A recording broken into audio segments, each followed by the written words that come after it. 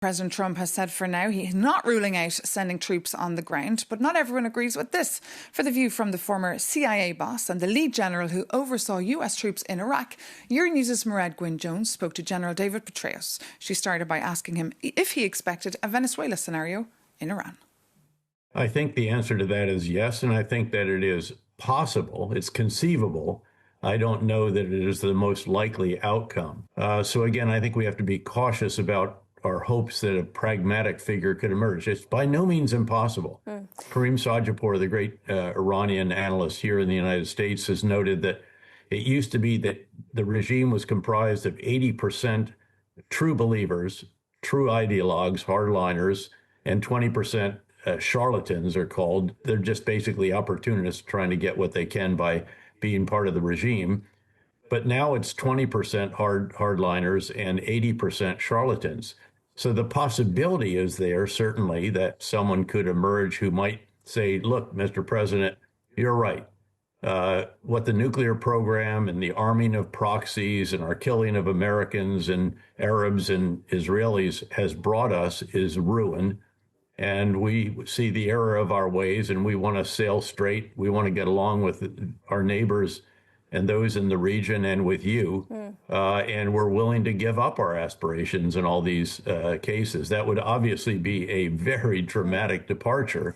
Do you think that this could extend into a prolonged war? We saw the War Secretary Pete Hegseth today refusing to rule out potentially troops on the ground. Do you think that this could evolve into something more dangerous, more spiraling than the US maybe originally intended?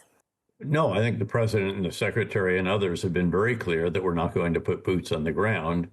And frankly, I think that as the days go by, while noting that there is still a very real possibility of additional casualties again, those in host nations, those in Israel, those of American forces and others, that over time there will be a degradation of the ability of Iran to retaliate. Will continue to reduce their missile stocks, the launchers, the short-range missiles, and even the drones. So I think they will be hard-pressed to maintain even remotely what the pace has been by Iran so far. We are seeing, General, also European nations talking about potentially supporting the defensive capacities of the US, including the UK. Do you think President Trump is expecting the support of its European allies here and is counting on them to support this operation in some way? I think the plan that was conceived was essentially the US and Israel and then the host nations in the region whose air and ballistic missile defenses are always integrated into those of the U.S. and Israel. I don't think there was an assumption made that the Europeans would join in. It would have been good if they had, at least for defensive purposes from the very beginning, because it's very clear, it should have been clear at the outset, that Iran is not going to limit its targets to just U.S. bases, Israel, and so forth.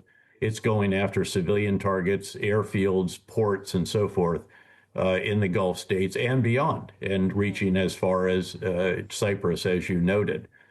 So I think from a purely defensive standpoint, that would have been wise from the beginning.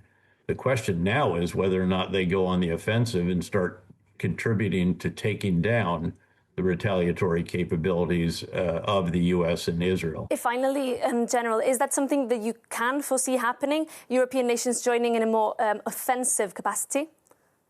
My understanding is that that has been discussed. I don't know that I'd predict what the outcome would be, but the fact that it's just being discussed, I think, indicates that it's certainly a possibility.